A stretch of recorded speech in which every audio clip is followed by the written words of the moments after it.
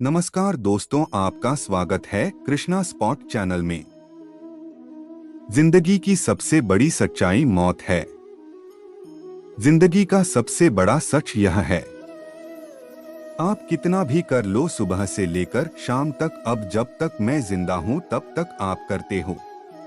कम आते हो, कुछ कहते हो, कुछ सुनाते हो, लेकिन जिंदगी और सबसे बड़ा सच यह है, जो जिंदा है वह एक दिन मरेगा भी जरूर, क्योंकि जिंदगी का यही सबसे बड़ा सच है। कुछ हो ना हो, जो इस दुनिया में जिंदा है उसे एक दिन मरना जरूरी हो या कोई भी नहीं रोक सकता, अभी तक तो नहीं। क्योंकि जिंदगी का यही एक सच है कि जो आया है उसे एक दिन जाना है, बाकी सब मोह माया है। दुनिया की सबसे बड़ी सच्चाई क्या है?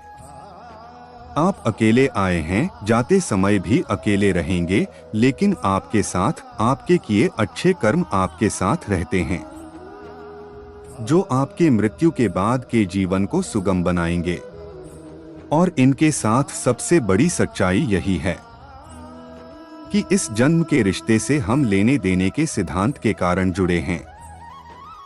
जब लेना देना बराबर हुआ तो रिश्तों के बंधन भी खत्म। ये रहस्य जो समझे वो कभी किसी मोह में नहीं पड़े। सबसे सच्चा रिश्ता हमारा हमारे इष्ट से, सद्गुरु से होता है, जो जन्म जन्म का साथ होता है मोक्ष तक।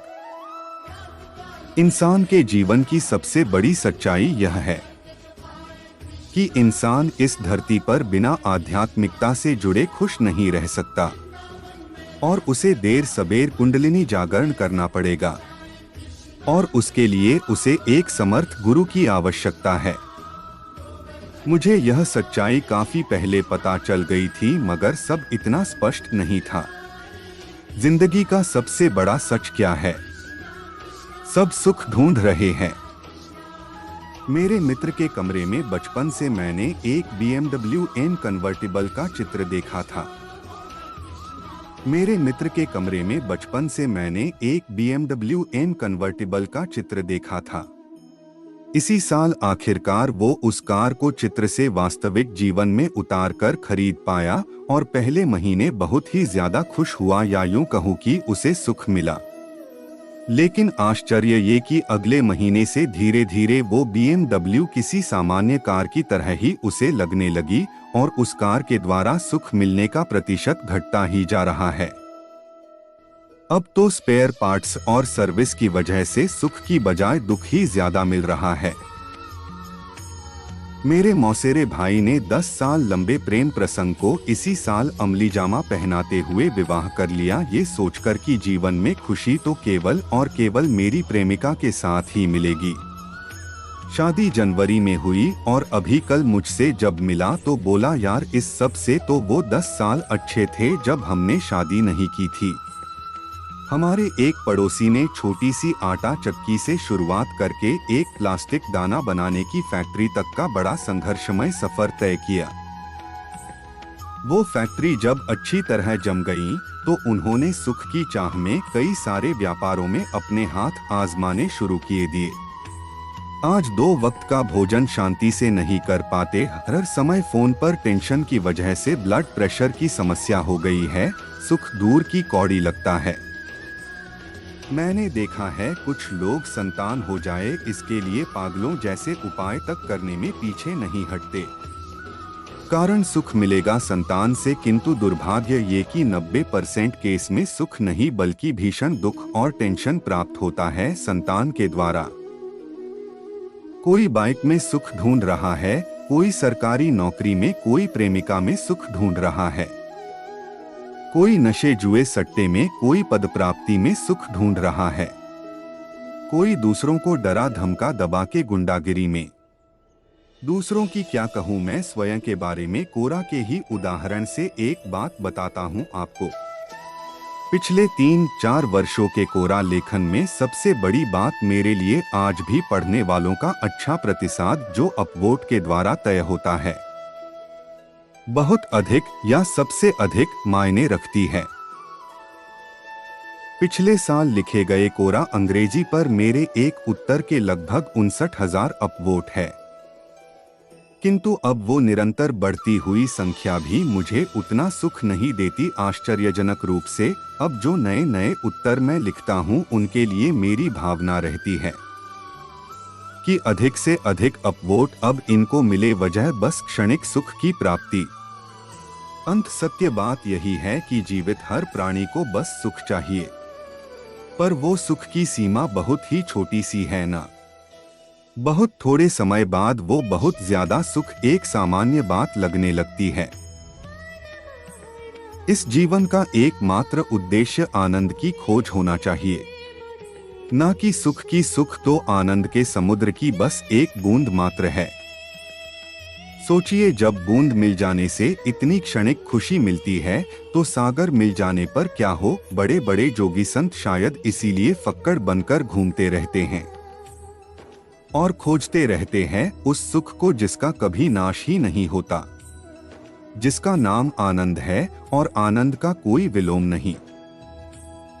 शायद जीवन का सबसे बड़ा सच ये है कि उस परम शक्ति सबके रचिता ने एक खेल बनाया है। उस खेल का नाम है आनंद को ढूंढो, और इस खेल में अपनी पूरी रचना यानी पेड़ पौधे पशु पक्षी मानव नदी समुद्र सबको लगा दिया है। पेड़ पौधे फल अनाज फूल के रूप में आनंद ढूंढते हैं। पशु पक्षी अच्छा भोजन रतिक्रिया संतानों के लालन पालन और सुरक्षा में नदी तालाब सागर में जा समाने में आनंद ढूंढ रहे हैं।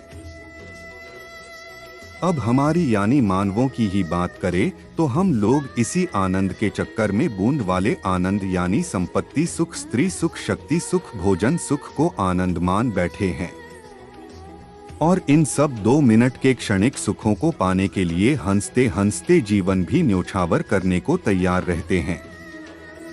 नहीं, यही शायद माया है ना, क्योंकि खेल तब समाप्त होना है जब उस असीमित सुख आनंद को ढूंढ निकाला जाए, भले इसके लिए अनगिनत जन्म क्यों ना लेने पड़े। और वो आनंद वही दे सकता है जिसने इस खेल की और हम सबकी रचना की है। शायद वो स्वयं ही आनंद है, इसीलिए उसको पा लेना ही अंतिम विश्राम है, निर्वाण है, मोक्ष है, लक्ष्य है। आज एक दोहा स्मरण हो आया उस समय का जब श्री राम का नामकरण किया जा रहा है और गुरु वशिष्ठ कह रहे हैं, जो आनंद सिंधु सुख राशि सीकर ते त्रैलोक सुपासी, सो सुख धाम राम असनामा अखिल लोक दायक विश्रामा। यहाँ पढ़ने वाले समझदार है। दोहे का तात्पर्य इस उत्तर के साथ भली भांति समझ जाएंगे, ऐसा मेरा विश्वास है। जीवन की सच्चाई जानने से पहले आपको जीवन के विषय में जानना चाहिए कि जीवन क्या है। कारण कि जीवन वास्तव में हर प्राणी के लिए अलग अलग होता है। जैसे धरती पर रहने वाले प्राणियों के आपस का जीवन एक सम नहीं है। दूसरे जीवों को मारकर खाने वाले मानव जब उनके मांस के दुर्गंध को सुगंध मानकर प्रसन्न होकर खाते हैं, बड़े बड़े भंडारों के माध्यम से समाज को नेवता दे देकर मांस खाने के लिए एकत्रित करके मांस भक्षण करते हैं, या घर में बाजार से लाकर परिवार सहित पकाकर खाते हैं, या बड़े बड़े मांसाहारी भोजनालयों में जाकर मांस मदिरा का सेवन करते हैं, तब उन जीवों के हृदय में स्थित आत्मा इन राक्षसों की साक्षी होती है, दृष्टा होती है। जीवन में जीव जो कुछ भी करता है, जीव का स्वामी आत्मा उसके सारे कार्यों को देखता रहता है, सुनता समझता व जानता है। पर हर जीव ये सोचता है कि उसे देखने वाला कोई भी नहीं है, पर सत्य ये है कि जीव के पलक झपकाने, सोने व जन्म मृत्यु तक को जानने वाली आत्मा सदा ही जीव को देखती रहती है। संसार के जीवों के सो जाने पर भी आत्मा जागती रहती है। यही परमात्मा है जो जीवन की सबसे बड़ी सच्चाई है। जीवन में सबसे बड़ा भ्रम जानने से पहले आपको ये जानना चाहिए कि भ्रम क्या है। वास्तव में जीवन भी एक भ्रम ही है, पर मात्र ब्रह्मज्ञानी व आत्मज्ञानी ही ये सत्य जानते हैं। सबको पता चल जाए तो लोग पागल हो जाएंगे, परंतु जीवात्मा भ्रम नहीं है। किसी भी जीव को ये संसार जब तक सत्य नजर आता है, तब तक जीव लाखों योनियों में भटकता रहता है। तब ये संसार उसे भ्रमपूर्ण नजर आता है, जैसे रस्सी में सर्प का भ्रम होता है।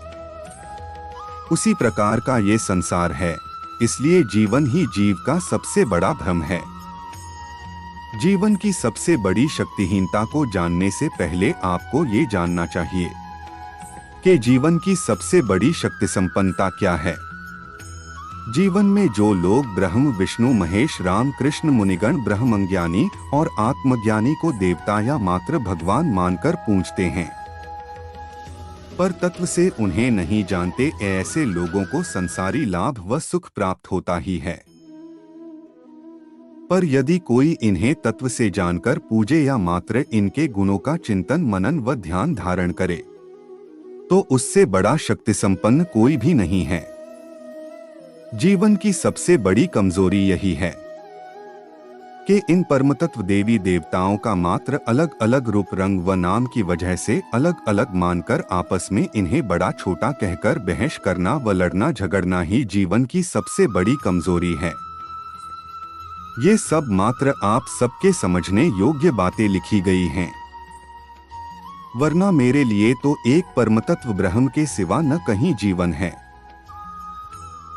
न उसकी सच्चाई। और जब जीवन नहीं रहा तो भ्रम कहाँ रह गया, और जब न जीवन रहा न उसका भ्रम रह गया, तो कमजोरी किस बात की हो जीवन में। पर आप सबके लिए जीवन में बहुत कुछ है, पर मैं जानता हूँ कि संसार में जो कुछ भी आपकी आंखों से दिख रहा है, वो सब कुछ मानवीय अज्ञानी चर्मचक्षुओं का भ्रम मात्र है। सत्य तो मात्र ये कि इस ब्रह्मांड के हर छोटे बड़े जीव जंतु, ग्रह, नक्षत्र व पिंडों में जहाँ भी जीवन है, सब में आत्मा ही उन सबके जीवन का कारण है। वही दृष्टा है, वही साक्षी है। 29 प्रेम का रहस्य राधा कृष्ण के प्रेम में छिपा है, जो हमें सच्चे और अनंत प्यार का अनुभव कराता है। 30 राधा कृष्ण का प्यार अमर है, जो हमें परम आनंद और समृद्धि का अनुभव कराता है।